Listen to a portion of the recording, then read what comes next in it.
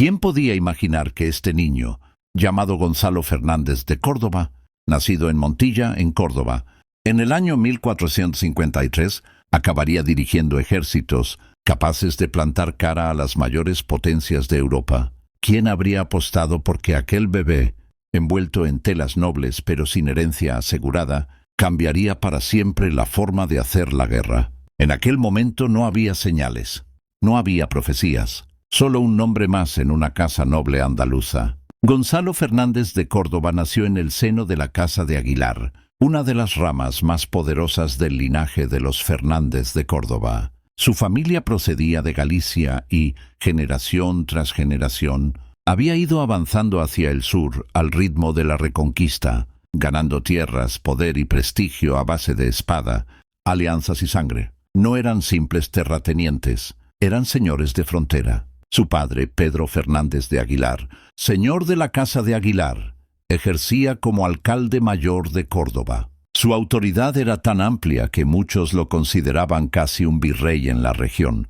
Gobernaba tierras, hombres y caminos. Su palabra decidía pleitos, impuestos y castigos. Su madre, Elvira de Herrera, pertenecía también a la alta nobleza castellana. Era nieta de un almirante de Castilla. La sangre que corría por las venas de Gonzalo era, literalmente, la crème de la crème del reino. Pero la fortuna no siempre protege. Cuando Gonzalo tenía apenas 2 años, su padre murió, demasiado pequeño para recordarlo, demasiado joven para comprender lo que significaba aquella pérdida, pero lo bastante mayor para que su vida quedara marcada para siempre. Desde entonces creció sin la figura paterna que debía guiarlo. La educación del niño quedó en manos de un caballero llamado Pablo Cárcamo, que actuó como tutor, maestro y segundo padre. Fue él quien le enseñó disciplina, letras y armas, quien le inculcó el valor del silencio y la observación, quien le repitió que el honor no se heredaba, se demostraba.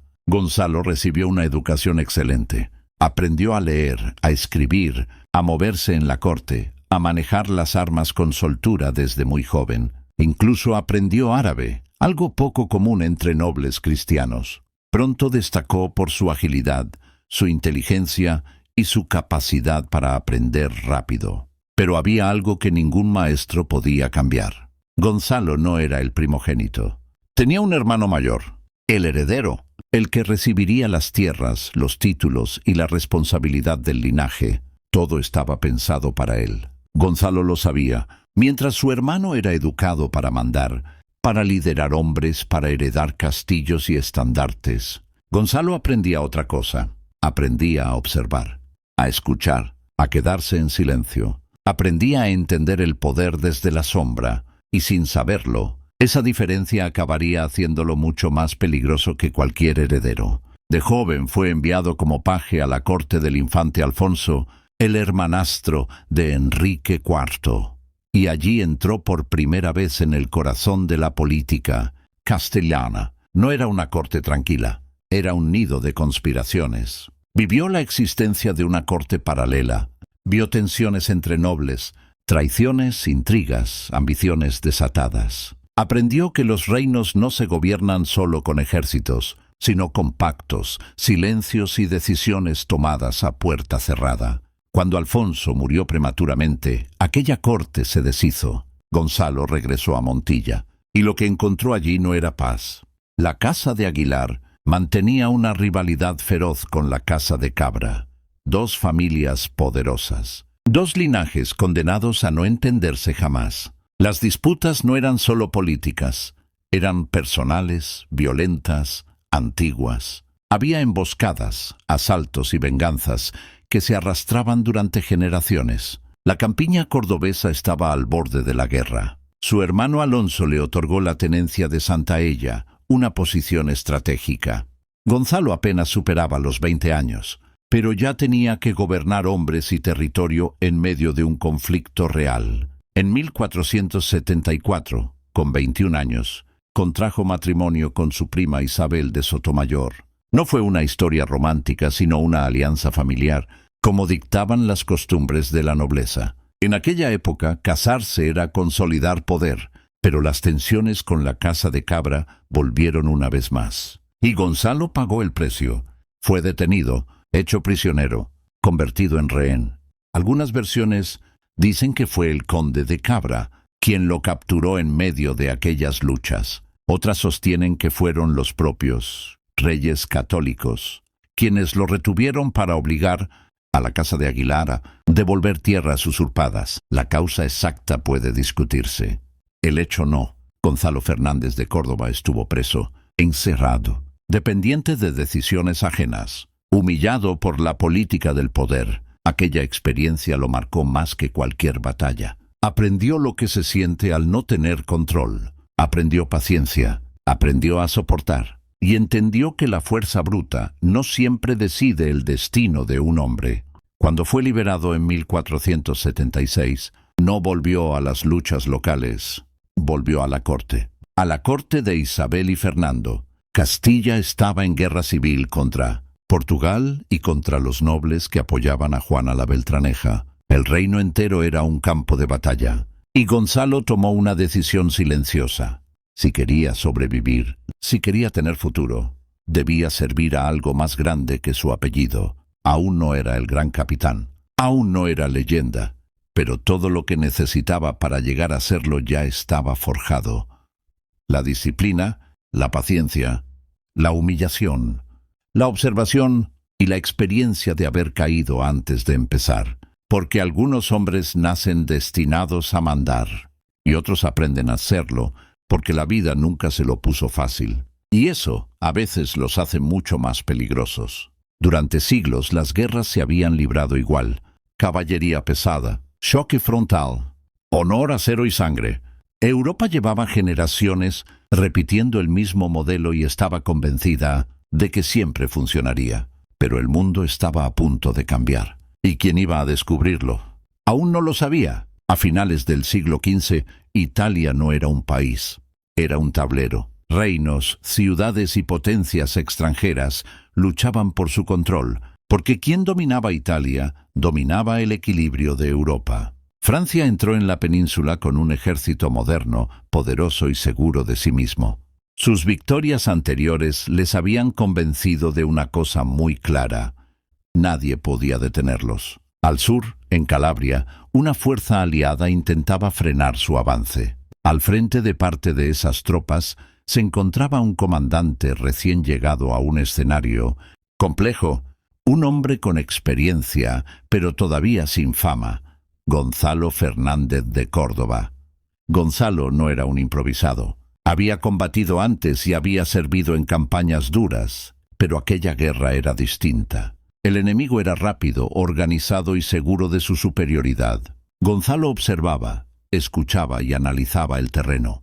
Aún no lo sabía, pero estaba a punto de enfrentarse a la mayor lección de su vida. El ejército francés confiaba en lo que siempre había funcionado: caballería pesada, cargas directas, impacto brutal. Cuando la caballería avanzaba, todo lo demás se rompía. Habían ganado así en muchos campos de batalla y esperaban ganar uno. Mas, frente a ellos, el ejército aliado era distinto: menos hombres, menos medios, infantería variada y poco cohesionada, y un comandante que todavía no había encontrado la respuesta correcta. Calabria, año 1495. El terreno era abierto, demasiado abierto. Gonzalo decidió presentar batalla. Confió en resistir, confió en el valor de sus hombres y confió en que sería suficiente. No lo fue. La caballería francesa avanzó rápida, pesada, imparable. Las líneas aliadas se rompieron. La infantería no pudo sostener el golpe. El choque fue brutal y el desorden se extendió por el campo. La batalla duró poco, demasiado poco. Seminara fue una derrota. No una masacre ni una aniquilación, pero sí una derrota clara. El enemigo había hecho exactamente lo que siempre hacía, y volvió a funcionar. Las tropas aliadas se retiraron de forma ordenada, evitando una catástrofe mayor. Mientras los franceses celebraban, Gonzalo callaba. Esa noche no hubo discursos grandilocuentes ni promesas vacías. Gonzalo recorrió el campamento, habló con los soldados, observó sus armas y miró el terreno una y otra vez. Repasó los errores, y entonces entendió algo que muchos otros no habrían querido aceptar. El problema no era el valor, ni la disciplina, ni la lealtad. El problema era cómo se combatía. Si seguía luchando como todos, seguiría perdiendo como todos. Para vencer al enemigo, había que obligarlo a luchar de otra manera. Desde ese momento, Gonzalo empezó a pensar distinto. Empezó a elegir mejor el terreno, a dar más importancia a la infantería, a reflexionar sobre el uso de la pólvora y a buscar coordinación y disciplina por encima del choque ciego. Todavía no había ganado nada, pero había aprendido algo más importante que una victoria. Algunos generales nacen de la victoria, otros se forjan en la derrota. En Seminara, Gonzalo Fernández de Córdoba perdió una batalla, pero ganó una idea. Y cuando una idea es correcta, acaba cambiando la historia. Y aquella idea no se quedó en una reflexión. Se convirtió en órdenes, se convirtió en decisiones, se convirtió en cambios reales. Gonzalo había visto con sus propios ojos lo que ocurría cuando la caballería pesada arrollaba a la infantería. Si seguía luchando igual, seguiría perdiendo igual. Así que empezó a cambiarlo todo. Redujo el protagonismo de la caballería, fortaleció la infantería, mezcló picas, espadas y armas de fuego. Obligó a sus hombres a moverse como un solo cuerpo. Ya no quería héroes sueltos. Quería una máquina, una formación que resistiera la carga, que no se rompiera, que disparara, que avanzara, que volviera a disparar. Mientras los franceses confiaban en el choque brutal, Gonzalo preparaba algo nuevo, algo que Europa aún no entendía. Meses después, el enemigo volvió a buscarlo. Misma guerra, mismo rival, pero ya no era el mismo comandante. En Ceriñola, Gonzalo eligió el terreno con cuidado, cavó trincheras, levantó defensas, colocó a sus hombres donde la caballería no pudiera maniobrar, y esperó. Cuando los franceses cargaron, convencidos de otra victoria fácil, no encontraron una línea débil, encontraron fuego, descargas cerradas de arcabuces, piques firmes, infantería que no retrocedía. La caballería pesada, invencible durante generaciones, se detuvo y después cayó. Fue rápido, fue brutal y fue histórico. Por primera vez en Europa, un ejército derrotaba a la caballería noble usando disciplina, pólvora y táctica, no fuerza, no prisas, inteligencia. Ese día, Gonzalo dejó de ser solo un comandante.